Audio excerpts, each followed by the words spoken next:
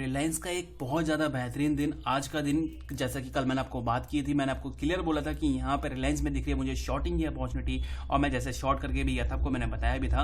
वहीं आप देख सकते हैं यही ट्रेड लाइन हमने बोला था कि इसके नीचे हमें शॉर्टिंग करनी है, यहीं का हमने प्रॉफिट टारगेट दिया था कि इस ट्रेड लाइन का हमें टारगेट लेके चलना है। वैसे हमने यहाँ पे 26 का टारगेट दिया था और यहाँ बोला था कि ये ट्रेड लाइन जो है हमारा टारगेट होगा। आप देख सकते हैं इजीली परफॉर्म किया है इसने, बहुत इजीली परफॉर्म किया है। यहाँ ब्रेक किया, नीचे की तरफ आया, एग्जैक्ट उसी लेवल को टेस्ट किया और फिर एक अच्छी रैली ऊपर की तरफ दिखा दी।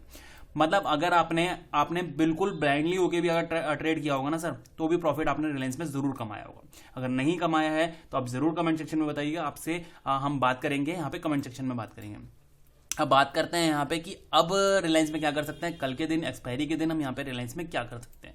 तो आज आपने एक चीज नोटिस करी होगी, कल का जो हाई था, यानी कि कल का हाई था यहाँ 48 का, और एग्जैक्ट वहीं 49 के आसपास का एक हाई आज भी लगाया है इसने।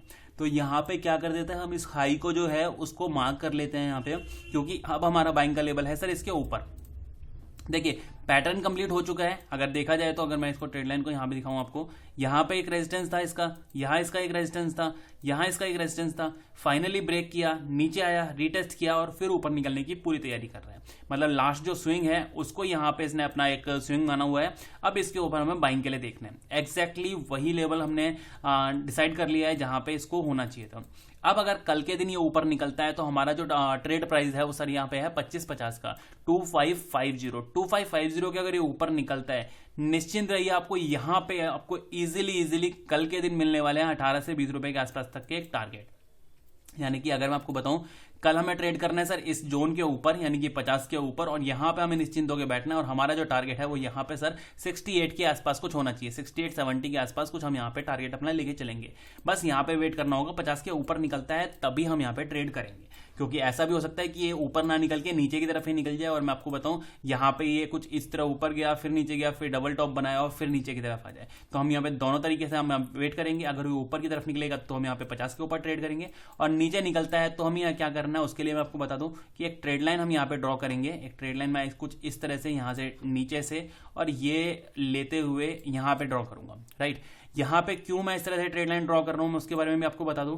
यहाँ पे अगर मैं एक छोटी सी ट्रेड लाइन ऊपर की तरफ ड्रॉ करता, मतलब सपोज करो कि अगर इस तरह से ये बॉटम पकड़ा और कुछ इस तरह से, तो यहाँ पे आप देख रहे होंगे एग्जैक्ट क्लोजिंग जो है, यानी कि अगर कल फ्लैट भी ओपन होगा तब भी ये शॉर्टिंग के लिए आ जाएगा। तो यहाँ पे इस ट्रेड लाइन की हम वैल्यू नहीं कर सकते हैं, हम यहाँ पे एम पैटर्न को ही वैल्यू करेंगे। यानी कि हो सकता है डबल टॉप बनाने के चक्कर में हो ये, तो यहाँ एक टॉप बना, दोनों ही ट्रेड लाइन, दोनों ही पॉइंट को हमने ज्वाइंट किया और नीचे की तरफ आने का वेट करेंगे। यानी कि कल का हमारा जो ट्रेड प्राइस है वो यहाँ होगा। क्या होगा मैं आपको बताऊं, एग्जैक्ट आपको रेट बता देता हूं आपको। यहाँ पे 32, यानी कि 10 रुपए नीचे, 32 के नीचे निकलता है। अगर ये इनकेस 32 के नीचे निकलेगा इस लेवल पे तो हम यहाँ पे शॉर्टिंग करेंगे। 50 के ऊपर निकलता है तो हम यहाँ पे बाइंग के लिए देखेंगे।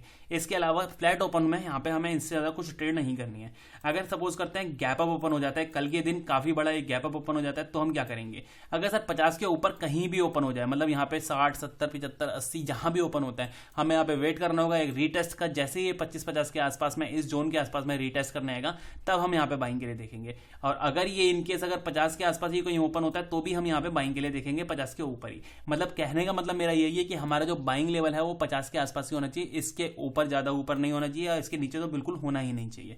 एक बड़ा गैप डाउन अगर होता है तो हम यहाँ पे ट्रेड नहीं करेंगे। इनकेस अगर बड़ा गैप डाउन ओपन हो गया, सपोज करो कि कल के दिन यहाँ पे 30 और 25 के आसपास में कहीं गैप डाउन ओपन हो जाता है, तो यहाँ पे सर दोनों रास्ते इसके लिए ओपन हो जाएंगे। या हो सकता है कि ऊपर की तरफ आए, टेस्ट करे और फिर नीचे निकल जाए, या फिर हो सकता है इसको ब्रेक करके फिर दोबारा इसी रेंज में कहीं आके आपने आपको फिनिश कर ले, यानी कि अपने आप की यहाँ पे एक्सपायरी कहीं भी यहीं इसी जोन में कहीं करवा दे।